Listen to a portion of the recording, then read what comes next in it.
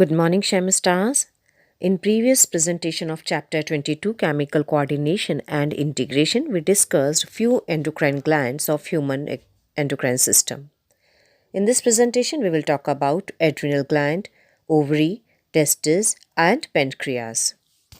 Our body has one pair of adrenal glands, one at the anterior part of each kidney. The gland is composed of two types of tissues. The centrally located tissue is called adrenal medulla, and outside that lies the adrenal cortex. Two hormones are secreted by adrenal medulla. These are adrenaline and noradrenaline. These two hormones are rapidly secreted in response to stress of any kind and during emergency situations and are called emergency hormones or hormones of fight. These hormones increase alertness, pupillary dilation, sweating.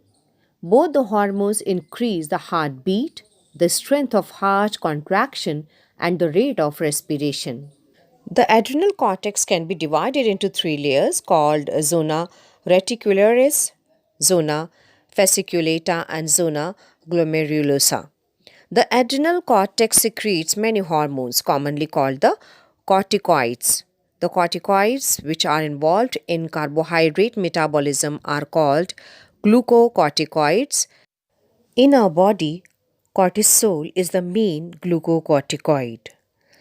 It is also involved in maintaining the cardiovascular system as well as the kidney functions. It also produces anti inflammatory reactions and suppresses the immune response. Cortisol also stimulates the RBC production. Aldosterone acts mainly at the renal tubules and stimulates the reabsorption of sodium ions and water and excretion of potassium ions and phosphate ions. Aldosterone helps in the maintenance of electrolytes, body fluid volume, osmotic pressure, and blood pressure. Now let's talk about pancreas. It is a composite gland, acts as both exocrine and endocrine gland. The endocrine pancreas consists of islets of Langerhans. There are about 1 to 2 million islets of Langerhans in a normal human pancreas, representing only 1 to 2% of the pancreatic tissue. The two main types of cells in the islets of Langerhans are called alpha cells and beta cells. The alpha cells secrete a hormone called glucagon, while the beta cells secrete insulin. Glucagon is a peptide hormone and plays an important role in maintaining the normal blood glucose level. Insulin is a peptide hormone which plays a major role in regulation of glucose homeostasis. Insulin acts mainly on hepatocytes and adipocytes and enhances cellular glucose uptake and utilization. As a result, there is a rapid movement of glucose from blood to hepatocytes and adipocytes, resulting in decreased blood glucose levels.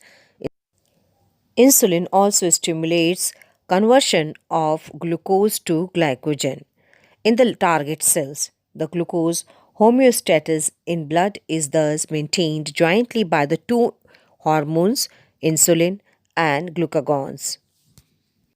Now let's talk about testes. A pair of testes is present in the secretal sac. Testis performs dual functions as a primary sex organ as well as an endocrine gland. It is composed of seminiferous tubules and interstitial tissue. The Leydig cells or interstitial cells, which are present in the intertubular spaces, produce a group of hormones called androgens, mainly testosterone.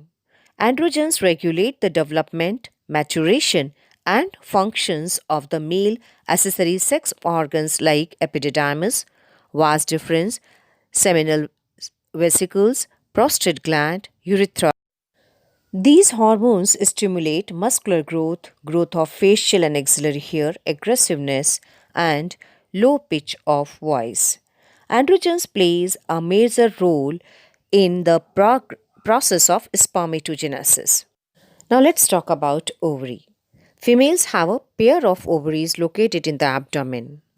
Ovary is a primary female sex organ which produces one ovum during each menstruation cycle.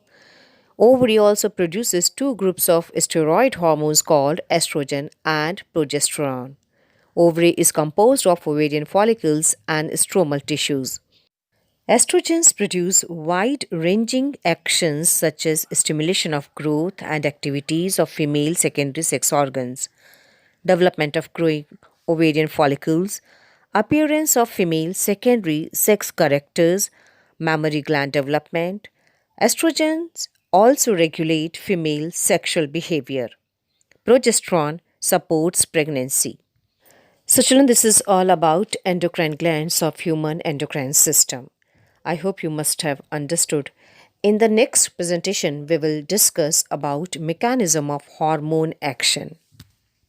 Thank you, Shem Stars. That's all for today. You can drop your queries on Google Classroom. Take care.